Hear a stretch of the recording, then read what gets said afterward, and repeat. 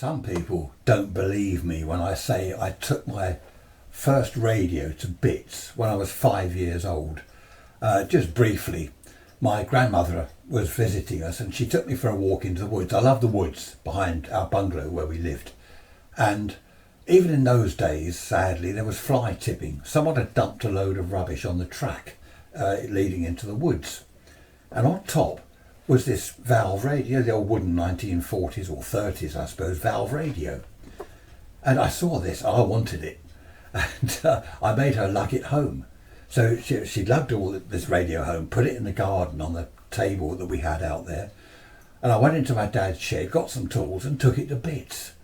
Now, I know I was 5 because we moved from there when I was 5 years old. So I couldn't have been older.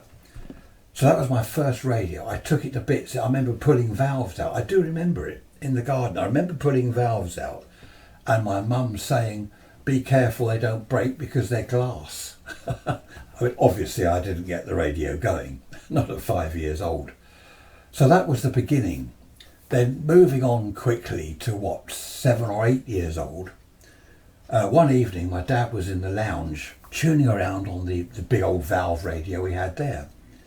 And I could hear all these foreign stations, foreign language and stuff going. I thought, what's this? And he said, "Oh look, that's Moscow." I thought, Moscow? This is amazing. Anyway, after he'd finished, I said, "Can I have a go?" And I started tuning around shortwave. That was the next step. Every evening I was tuning around the shortwave bands, listening to all these stations all over the world. Of course, the trouble was they wanted to watch television. The one channel, BBC. Do you remember that one channel? We were down about 100 and something.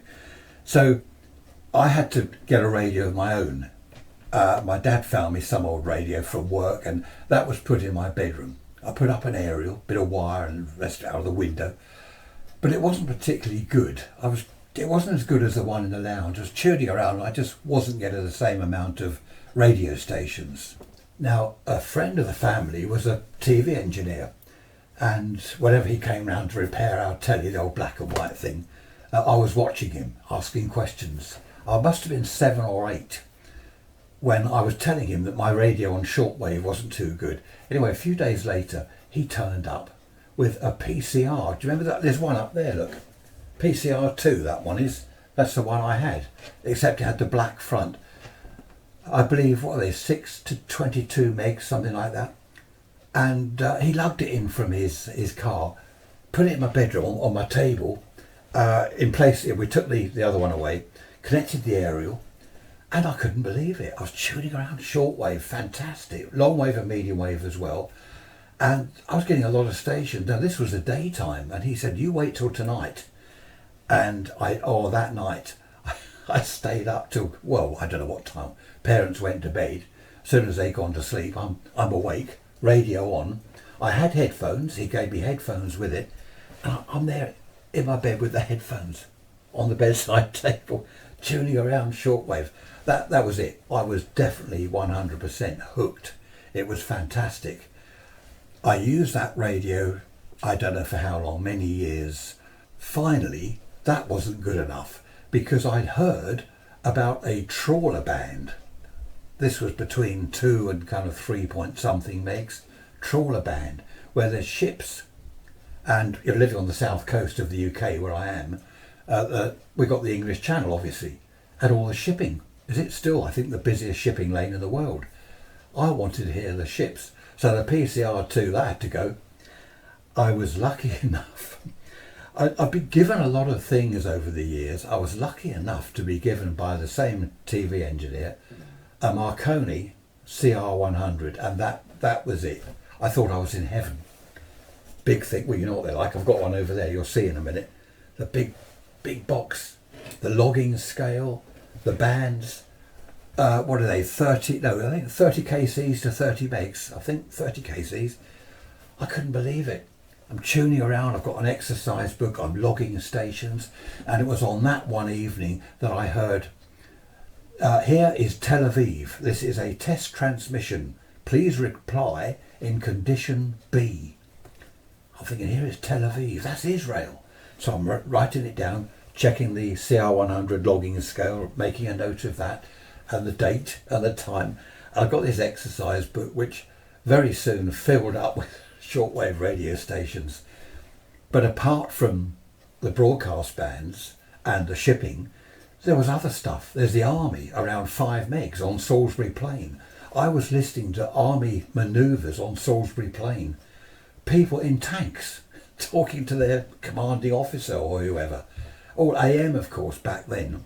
It was fantastic. The chap that gave me the CR100, he did say permanent loan. He said, it's yours, but if ever you want to get rid of it, don't sell it, I'll have it back. You know, he obviously didn't want me to go and take it to bits like I used to when I was a kid, or go and sell it. But I did keep it for many, many years. I don't know what happened to it in the end, but it was a brilliant receiver. But what struck me then was the encouragement, not only from him, but other people. A chap, another friend of the family, he gave me a 1920s radio, wooden box, big valves in, strange looking valves, reaction controls and things on the front. That I never did get working. You needed a load of different batteries or power supplies, but a lot of people helped me, which is one of the main reasons I make all these videos. You've probably seen all the videos I do. It's not just for fun. I'm not trying to tell people, you know, look what I know. It's to pass on knowledge. When I was around that age, with my CR100, I used to listen to the amateurs on 80 metres. They would talk about aerials, dipoles, end-fed aerials, ATUs, earth systems, and they would talk about how it all works, and they were knowledgeable chaps, the old boys. I'd listen to the old boys, and now I'm the old boy. I don't really often talk on 80 metres to people about it. Sadly, these days, I've noticed on the amateur bands, not many people discuss that sort of thing. They don't talk about building. I suppose they don't build things anymore. People don't. You go buy a black box, you know. This is my receiving setup here. You'll see this later. FRG7 that I got recently. Yaesu FRG7. So yeah, in those days, people would build their own ATUs. They didn't go and buy them like they do now. you wind a coil, a big coil, a tank coil. You get old tuning capacitors from broadcast radios, or if you could find them, wider spaced vanes for building your ATU. It was fantastic. Everything was built. And of course, the old boys on 80 and 40 metres and top band, they'd all be chatting about it. And I was a right nerd. I still am. Exercise book, I'm writing it down. They're discussing, say, dipole for 80 metres. Wants to be so-and-so length. Fed with so-and-so coax. I'm writing it all down and learning all the time, of course. I was very lucky because in Worthing, my hometown, there was GWM radio. You may have heard of it, Army Surplus Shop, GWM radio. They exported stuff all over the world. It was well known all over the UK. And they had loads of stuff. Les, the chap there, Les Grout. Lovely, what a name, Les Grout. He was a brilliant character. I almost lived in his shop. I'd go in there and he'd say, what do you want? You know, I don't know, he was that sort of person. I'd say, I've just come to have a look round, Les. Have you got any money? Well, I've got a fiver. Well, that's right. If you're spending your fiver, you can come in. If he said, well, I haven't got any money at the moment, right, off you go, get out. Just the way he was, it was fantastic. I kicked the bucket then. Sorry about that. My waste paper bin. I bought loads of stuff from him. 52 set, 19 sets, 18 set, 38 set. You probably know all this. I won't go on. I don't want to make the video too long. You'll all doze off or go up the pub. And I got all this stuff going, you know, with the help of other people. I was learning all the time. Eventually, I'd been listening to the amateurs on shortwave. Eventually, I wanted to join in. So I got my Class B licence. Golf 8, Charlie Uniform Hotel, G8CUH. Cheerful Uncle Henry, as one of the locals used to call me. And I was on 2 metres, which was okay, a bit boring, 2 metres. I mean, there's HF, you know, I'm on 2 metres. But I had a Heathkit tour. Do you remember the Heathkit tour? That's TWOER, look it up. And AM, crystal controlled AM transmitter, about 5 watts, I think. only a small thing, super regen receiver. And you'd call CQ, CQ2, CQ2, G8, CUH, tuning low to high. And the receiver you would tune, listening for someone. And if you're lucky, someone else with their crystal control transmitter, not on the same frequency as mine, you know, they'd be saying, G8, CUH, yeah, this is so-and-so. Fantastic. So we had a lot of local contacts. I had a 4-element Yagi on a scaffold pole that I nicked from the local building site. I mean, what was I, 17, I think at that. I must have been 17 when I got the G8, I can't remember. So I'd go out and turn the scaffold pole, it was on the side of the shed, and aim it towards wherever. There's one friend of mine, Littlehampton, so he was that way. Another chap was in Shoreham, so I'd turn it around that way. And it was brilliant. I used that Heathkit tour for a long, long time. Eventually we all decided that, I think that it was 145 megs dead, the crystal frequency. So we all got on the same frequency, so we could operate proper simplex instead of people transmitting all over the place. And we could actually have a proper net rather than have to keep tuning to different people.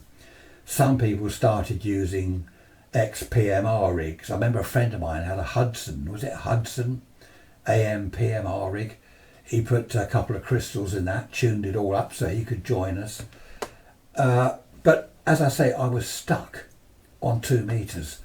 I bought from the local radio club a B44. Do you remember the B44? VHF. I think there was a Mark II and the Mark something. I had both. One was a 3-channel thing and one was single channel.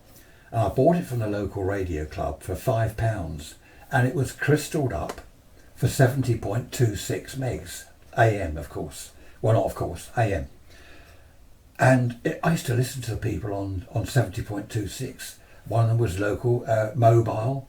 There was one up the Downs, massive signal from him. He used to work stations all over the place. I couldn't hear them, of course. All I had was a dipole that I made stuck on the shed roof. Now, the transmitter worked, had the mic with it and everything. It was all ready to go. But I couldn't use it. I was a G8 and that was so frustrating. A little bit of time went by between the frustration of being stuck on 2 meters and my actually getting the Morse test. Because in that period of time, I got married, we had a baby, had a mortgage, bought a house, bought furniture. I was busy with all that stuff. But as soon as we'd settled in the house, I bought one of these. Who recognises that? Look, hang on a minute. There we are. How about that? Morse tutor, Daytong model D70. I bought one of those. It wasn't this one. I bought this one a couple of years ago. I saw it on eBay and I thought, I've got to have that. It's exactly what I had back in those days. It was what I did. I put it on the passenger seat in the car, wherever I was going in the car. It was beeping away. Wherever I was in my shack, it's beeping away. I'm tuning around to find Morse on the radio. It took me 3 months to learn Morse code. I went to North Foreland, GNF, the coast station, and I did the 12 words a minute. 12 words a minute. Seems so slow now. And I passed. And the fantastic thing was they showed me round. There were 3 of us that took the test, and they showed us round after we'd all passed. We looked at all the gear. Now there was a chap there on 500 kcs. I know it's kilohertz, but that's what they called it then, and they still do, the 500 kc marine frequency. There was a chap there, I was watching him, the others were looking at something else, and he's on a straight key, bashing away, something like 30 more words a minute. And I'm in awe watching this chap, and he saw me out the corner of his eye. And when he'd finished this contact with whatever ship it was, he said, "That's how you do it."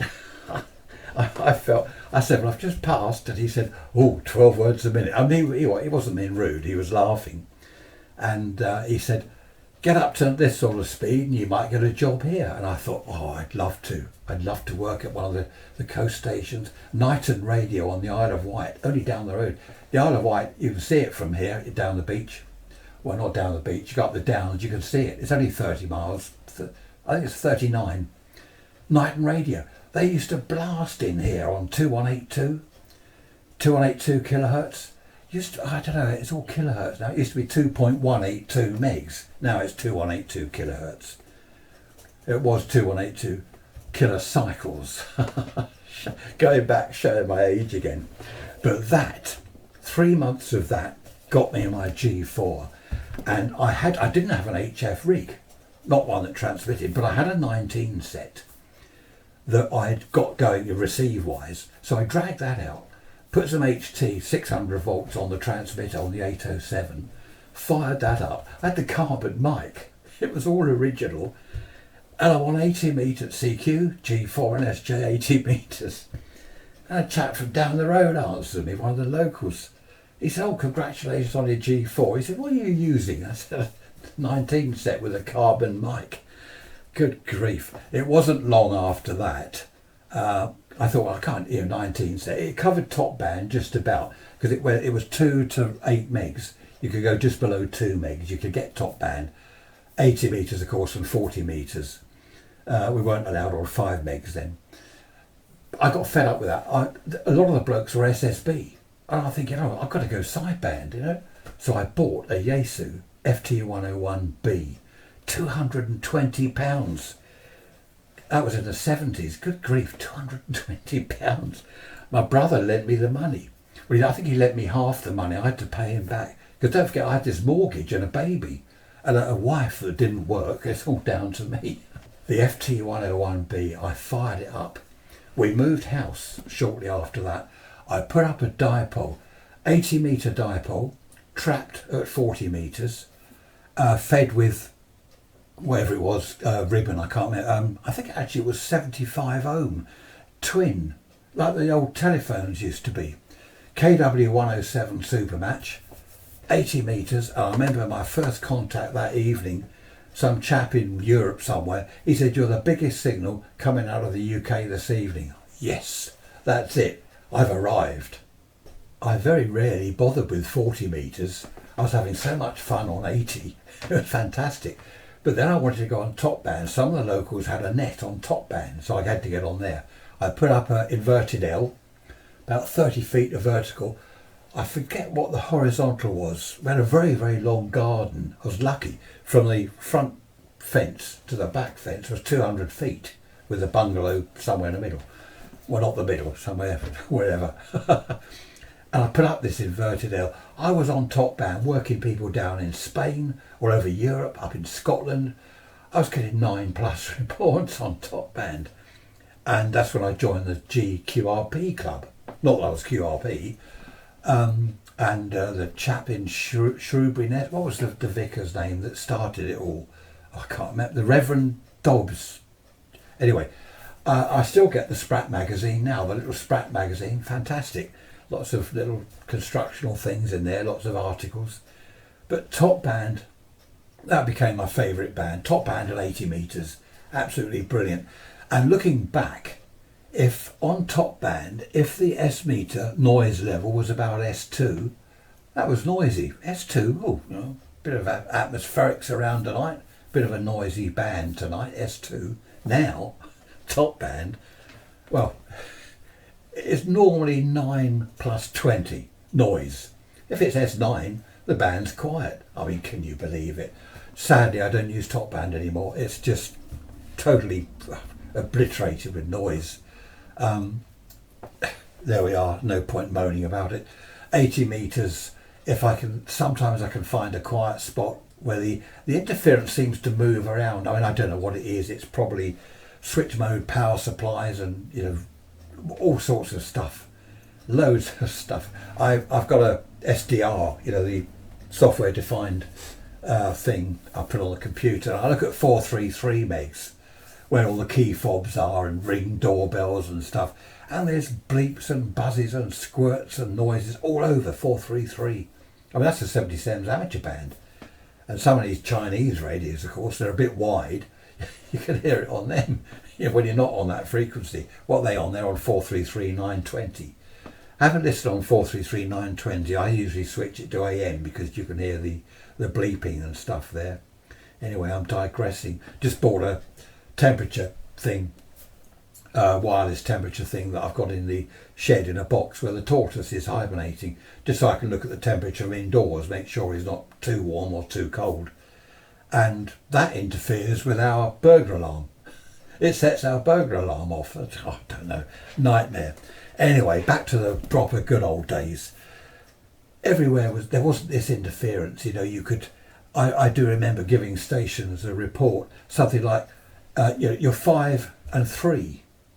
You think these are, well, how could it be 5 and 3? You know, readability 5, signal strength 3. The noise level was above 3, isn't it? Unless you live out on a farm somewhere in the middle of nowhere. But I do remember giving people reports like that, 5 and 3. Now, unless it's 9 plus 20, you can't hear them. No, it's not quite that bad. Not on all bands, obviously, but down on, 5 megs, unfortunately, is wiped out. I like 5 megs, 60 metres. I was on there from the beginning, back, was it 2002? In fact, I'm still on there, but I have to do something that I never ever wanted to do. I've got a computer, you'll see that in a minute, a Surface Pro thing. I listen to Hack Green, you know, the web SDR. I listen to that on the 5 meg frequency because I can't hear anything here. There's buzzing, there's 20 over 9 of noise and interference. And I can hear some stations if they're really strong. But I was chatting to a chap in Scotland the other day. And I said, you know, got to admit, I'm listening to you on Hack Green. And he said, oh, I don't know why people do that. I said, well, because, I said, here, you know, on RF, on 5 megs, all I can hear is interference. You know, you're being totally obliterated, which is such a shame. In fact, here's a little video clip. Have a look at this. This is 5 megs, okay, on the Kenwood transceiver, and then immediately switched over to the Hack Green on the computer. Have a quick look. You can see the difference. You can see what I mean.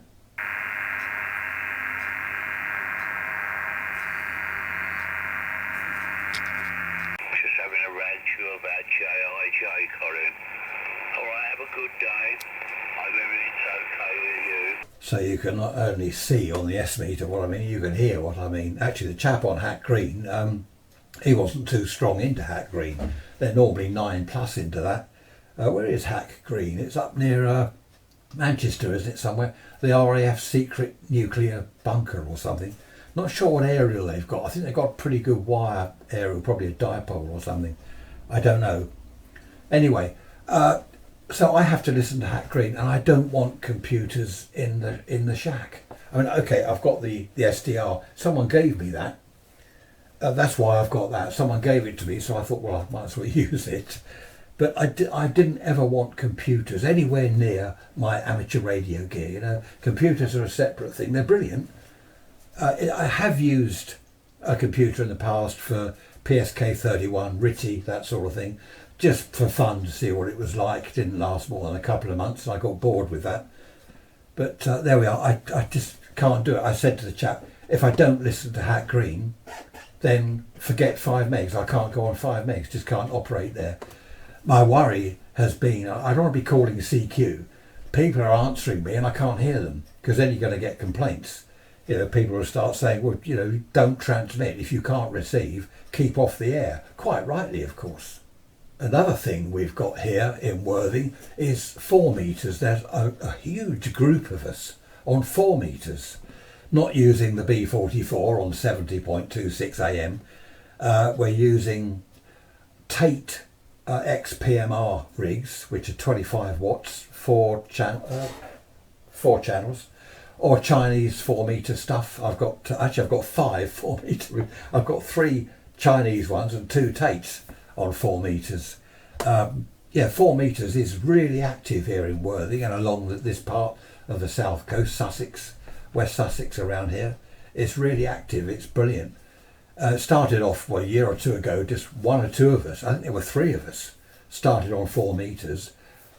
Other people got to hear of it. Oh, 4 meters. Oh, that's a thought. Let's have a go on 4 meters. So there's mobiles, there's all sorts on 4 now, which is really good. We've got a couple of repeaters, 70 SEMs in Worthing, 2 meters in Worthing. There's a couple of digital ones. I don't do the digi stuff myself. digital repeaters and things. So there's quite a lot of activity here that's only grown up really over the past, 2-3 years. It was pretty quiet before then. Anyway, do you want to have a quick look around the shack, or the radio room as I call it? Just give you a rest from staring at my face for a minute. Little bit of a mess in here. There's the, sorry about the reflection, there's the Surface Pro, which I listen to Hack Green on. This is 10 meters here, 10 meter SSB. Power supplies. CR100, of course, which is really nice. That's my favourite. Then there's a 10 meter radio there, all mode portable thing. Mobile, sorry. A Tate 25 watt radio there. That's for our local 2 meter repeater with its power supply. All these are for HF, these aerial switches. I don't use them on VHF, UHF. SWR meter, ATU, and the Kenwood transceiver. There's a very old 2 meter rig there, which is rather nice, a Trio, Kenwood Trio. This Linko here, DX70 is it, only works on 6 meters, HF side doesn't work. 4 meters, 2 meter 70 SEMS, radio there that I listen to the Marine band on, a scanner that I don't use, power supply. Radio here on our 70 SEMS repeater, dedicated for that. Shelves of bits and pieces. Oh, and my TYT handheld there, which does digital stuff as well, which I don't really use a great deal. A scanner there. This is all receiving only here, receiving only. FRG7. What's that? Texan S2000. Low HF150, lovely receiver that. Another Kenwood TS570D, receive only. Well, it does transmit, but receive only. Bit of a bodge, on-off switch for the mini whip, active antenna, which is out in the garden. And there's a general view around what I call the radio room. PCR2 receiver up there, and then stuff. There we are, loads of stuff. So that's it. That's the shack, the radio room. A little bit of a better view, just to give you an idea of the sort of mess that I've got here. I forgot to mention when I first passed the Morse, I got my G4. For the first couple of years, I used phone, of course, but rather than the mic, I was on the key. I loved it. I loved CW. I still do. I don't do so much these days because there aren't so many stations on CW, of course. All the shipping's gone, the military have gone on the key. It's a shame. And the ones on, I do tune around now and then, 80 metres, 20 metres. A lot of them are so fast, I just can't keep up with it. I don't get enough practice. Just going back to that buzzing on 5 megs. That's a switch mode power supply, and it moves. It'll clear 5 megs.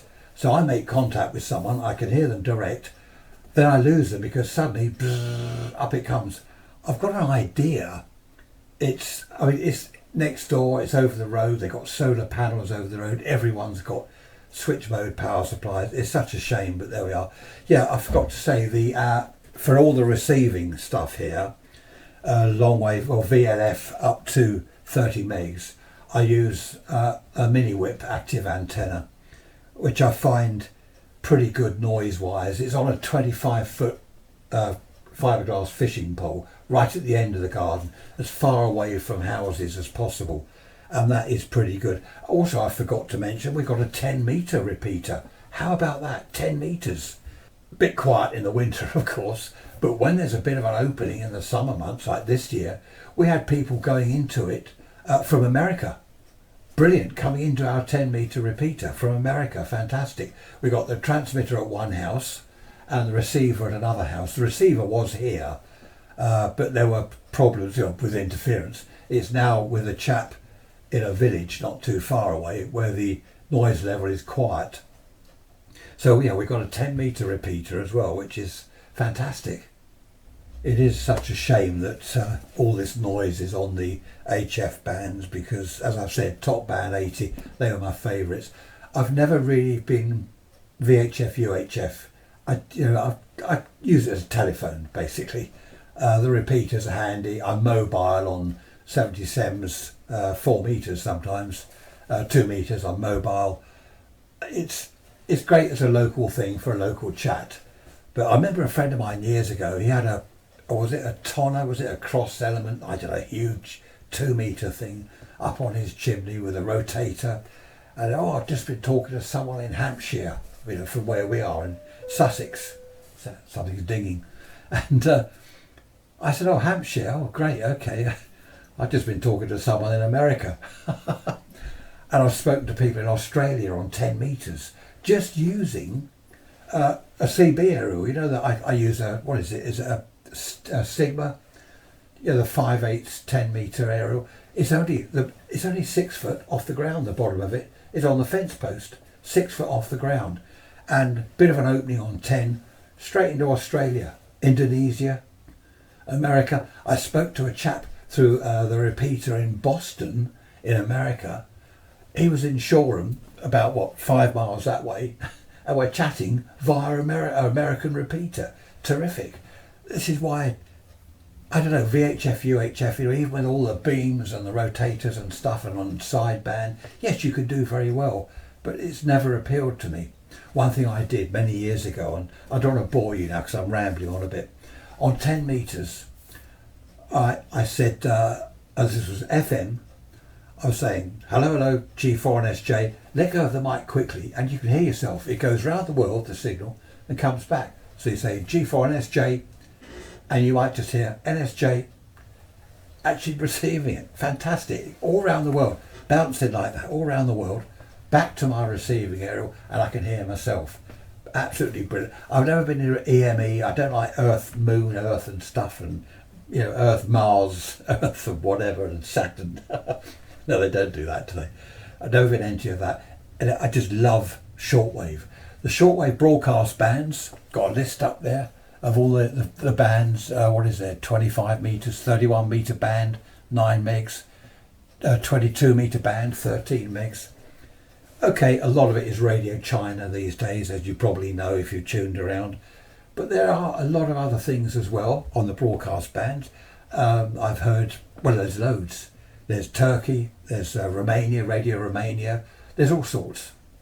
Between the amateur and the broadcast bands, there's aircraft, 8 megs, 11 megs. There's the North Atlantic route for the long-haul aircraft going to America and from America. They're on HF, single sideband. Can hear them. What else? In Ireland, of course, Shannon Air Radio, Shanwick, all that lot. They come romping in here on sideband. They're around, they're all over the place. I've got a whole list somewhere. Listen mainly on 5 megs to Volmet, isn't it? The weather forecast. So there is a lot to listen to. People say to me, shortwave, there's nothing on shortwave, is there these days? Nothing on shortwave. I just say to them, have a listen, have a tune around.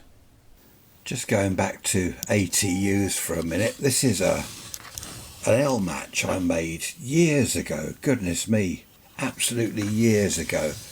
Oh, it's not pretty. That doesn't matter, it works. Look at that. That'll match all sorts of end-fed things and vertical things. I used to mark this, 80 metres, 40 metres, mark it with little bits of paper. A bit crude, but look at that, that works perfectly. And I must have made that, I don't know, 30 years ago, maybe more. So that's it, my homebrew L match. Yeah, great fun building ATUs in those days. One thing I really liked, this sounds daft, I know, I used to love sitting in the shack at night, top band, S meters hovering about S1, listening to the crackling of distant electrical storms. That kind of, the storms could be thousands of miles away. I used to sit there, I don't know how long, it seemed like hours, just listening and watching the S meter. fantastic days. Pi Cambridge, Pi Westminster, Bantam, do you remember those? I had a Westminster crystalled up on 2 metres. Pi Cambridge I had on 4 metres. Again, 70.26 AM. Used that from home. Eventually, when I got the G4, the Westminster, what was that? I think that was on 2 metres. Other things to mention that I had: 22 set, 62 set, the C12 bit of army kit, all made by Pi, weren't they? The C12 was lovely. A friend of mine had one. I never did. I never had one of those. Fantastic bit of gear. They were the C12. You're lucky to get a few watts out of it. They weren't powerful rigs at all. I think the 19 set, if you got 10 watts out of the 807, you were doing well. One powerful radio I did have. I had the 52 set receiver and the transmitter. Do you remember the 52 set? Fantastic bit of kit. The transmitter had an 813 in it, and I built this power supply, 2000 volts on the anode. I got this huge transformer from the local army surplus place. It was a 1000. I think it's something daft like 500 milliamps. Absolutely lethal. And I used a couple of mercury vapor rectifiers. These big valve things. Fantastic. And luckily enough for the 813 heater, I forget the current and the voltage now, I actually got an 813 heater transformer, again from the army surplus place. That was fantastic. I mean, building the power supply, for the transmitter for the 813, it was lethal. As I say, I built it in a huge box, and the front of the box had a door on it, and I put a micro switch in there that released a relay which connected some fat wire wound resistors to the HT to get rid of that, anything left, big paper smoothing capacitors. It cut off the mains. It did, when you opened the door, everything was cut off, grounded, earthed and everything. I thought it was worth going to all that trouble. I didn't want to get killed, obviously. What else have I written here? I really miss those days. They were fantastic. They weren't pioneering days, as going back to the 1800s, but for me they were. I was discovering, I was learning. It was, I don't know, it was just fantastic. Anyway, have a quick look at this. This is aerials in the garden. I was going to take the video camera out there, but the wind today is so much you can't hear what I'm saying. That's the what's that? That's a tri-band aerial, which it covers 6, 2 and 70 sems, and to the right of that is the 10 metre, the CB aerial for 10 metres. So they both, that's right down the end of the garden. They work well. There's the 4 metre aerial. That's what is it, a Sirio CX something or other, I forget. That's a 4 metre aerial on a 20-foot pole. The tri-bander was also on a 20-foot pole. And there is the mini whip, the active antenna. Not terribly good photos, I know, but you can just see right at the very top of the fishing pole, 25 feet up, is the little active antenna. So that works extremely well.